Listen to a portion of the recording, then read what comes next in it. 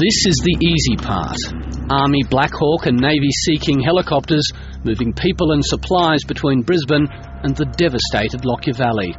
But 6 days ago, these pilots and crew faced the toughest job of their lives. Having flown for about 20 years, it was the worst weather I've ever flown in.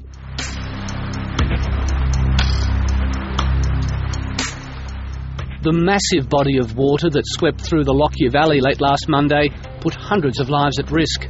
Emergency Management Queensland helicopters winched people to safety on the Monday, but the following morning nature didn't let up.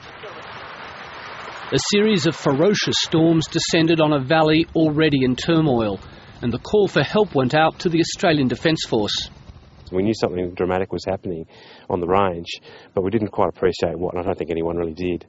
With visibility down to 800 metres, Navy Sea King pilot Commander Paul Mogger says he was pushed to the limit.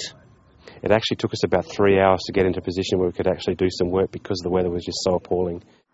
2 Sea King and 2 Black Hawk helicopters winched dozens of people to safety and evacuated hundreds more in conditions almost beyond comprehension. What we were fronted with was probably in areas 1 kilometre to 2 kilometres wide of rapidly moving water. It was not still and gentle like a dam or a picture or a postcard.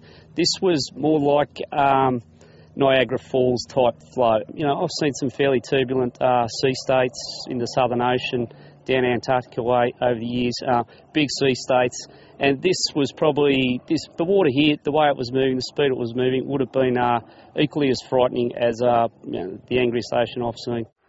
Petty Officer Nick Anderson dangled on a wire from his aircraft in the midst of a tempest, following the path of a man swept down a rapid at the rate of nearly 30 knots. We watched him crash into a tree, and to his credit, he grabbed hold of the tree and didn't let go.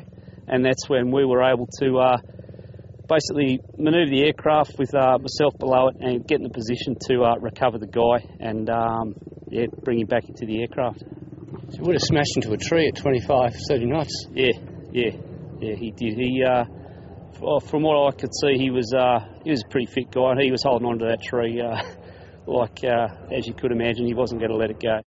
The devastation below reminded Army Black Hawk Airman Warrant Officer Tony Young of his time several years earlier in Aceh, Indonesia. It's very, very similar.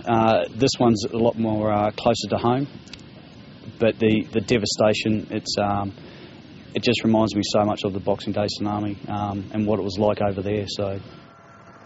But what makes the Lockyer disaster so challenging for the crew of this Black Hawk is that they all live nearby. We live in Toowoomba, it's only just down the range. I travel around here all the time, so yeah, it is. And to see the place like this is quite amazing. My family's up there at the moment, so it's very close to home for me. This is like our backyard, I suppose. So you feel a little bit more. Warrant Officer Young shot to national attention with this photograph during an evacuation of the township of Forest Hill, when he noticed a woman struggling to hold a baby, whom he later discovered was her grandchild. As she was coming out to the aircraft, she was trying to carry the child, and the child was slipping into the mud.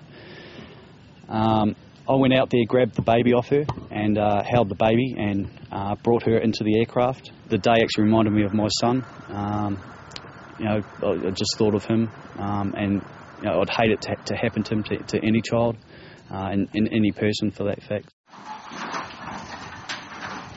Nearly a week after the rescues and the storm, there are still people missing.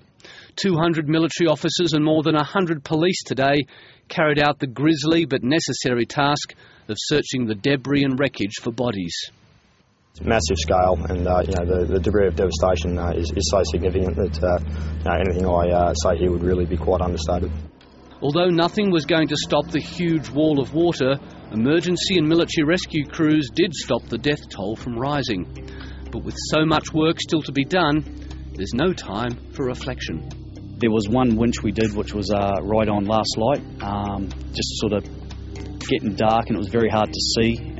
We ended up going on to night vision goggles, and that was 6 people, that one that we pulled off the roof of the house. So 6 people whose lives you saved? I suppose, yep. I sort of haven't really looked at it like that. I suppose I haven't really had time to sort of sit down and reflect on the whole thing, but you could say that.